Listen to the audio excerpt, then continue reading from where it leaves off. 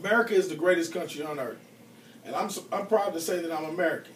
This does not take away from the fact that I can fully understand just how this country has achieved this economic status over the past 400 years or more. This applies to each and every one of us, because if we don't know where we've been, then we definitely don't know where we're going in this world. I am a slave in modern day America. We've been brought over here and forced to work cotton fields. We've been forced to, shed our blood for this country that we call America.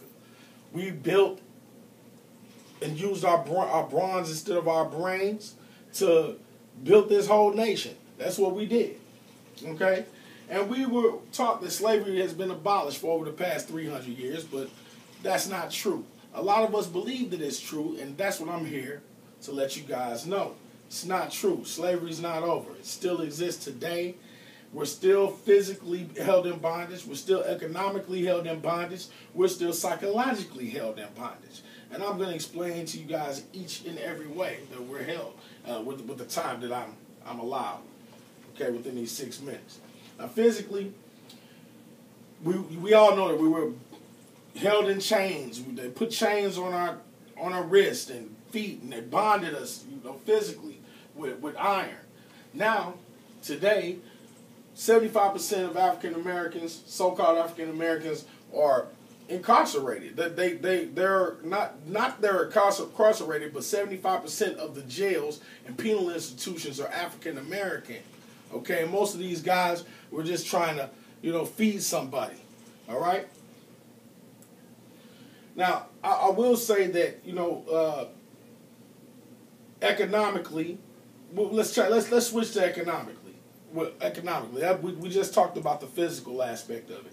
Economically, if you go to any state in this country, you'll see that there's a well-to-do Caucasian or every other type of race that you'll find. You'll see that there's a well-to-do portion of that state or city. You'll see that these people are living well above the necessary means, above the poverty line. And then you find in that same city, you'll go to another part of the city, and you'll see African Americans living below the poverty line. Each and every city in America. I guarantee you. Just try it. Go to any city. Go to any city in this country. You'll see that. Okay?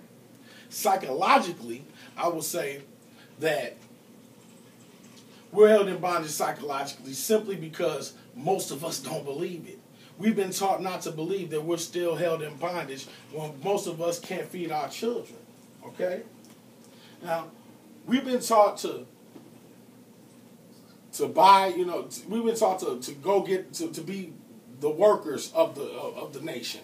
The African American has been taught over the years to work.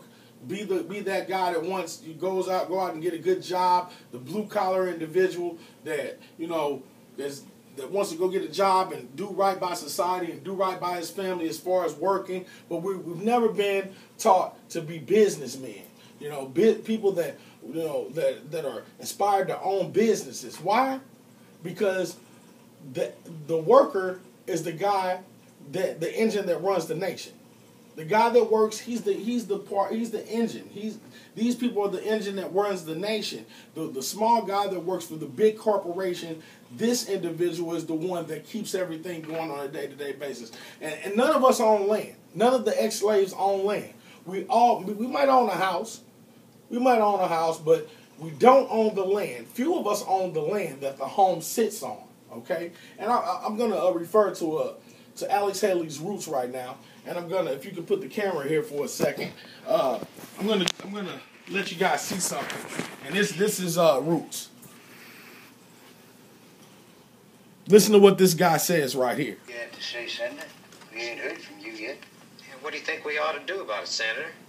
It is my intention to acquire property in this county, a great deal of property. If it was anybody but you, Senator, I'd say out of hand, you was plumb crazy. All the land in Dixie ain't worth a horse's apple without slaves to work it.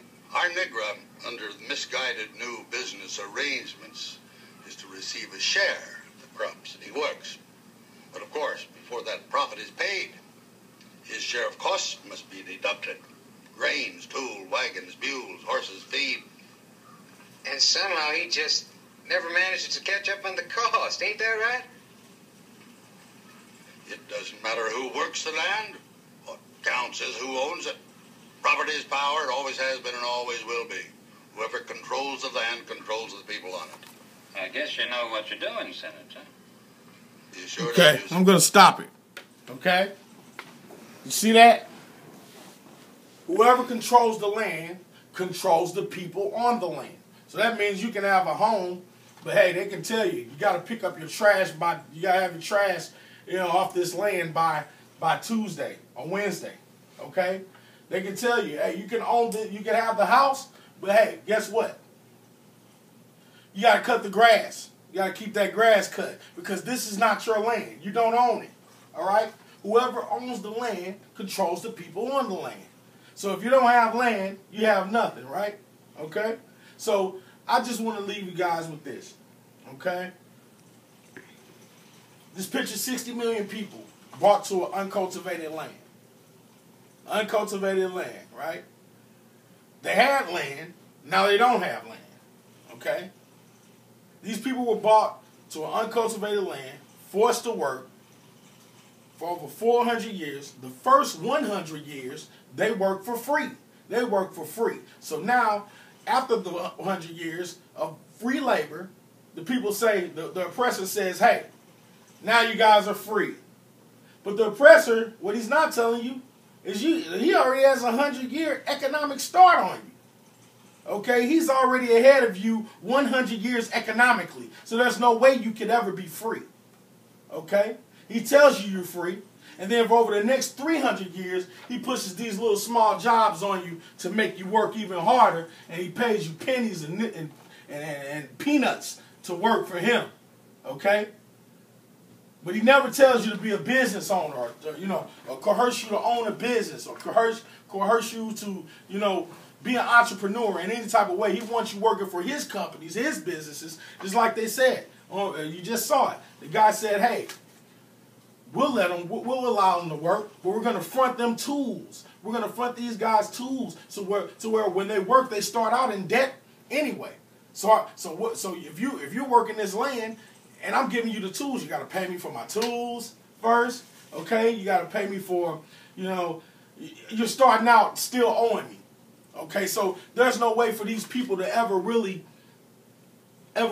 get ahead in their lives and ever have a chance to leave money or anything for their children to survive or have good lives like the lives of the children and descendants of their oppressors. So I'll tell you guys one more thing. The next time you hear somebody say, hey, George Washington's birthday is tomorrow. I'm not going to work and I'm happy I'm off. And he's a descendant of a slave. And he'll sit up there and tell you, I'm going to get off work tomorrow and I'm happy because George Washington's birthday is today or tomorrow. But this same guy will tell you within the same breath, hey, don't talk about slavery. That was a long time ago, man. We're black and we in this world and we have the same chances as everybody else. You know what to tell that individual now. You know what to say to him. You understand what I'm saying? You guys will know exactly what to say. I want to thank you for listening.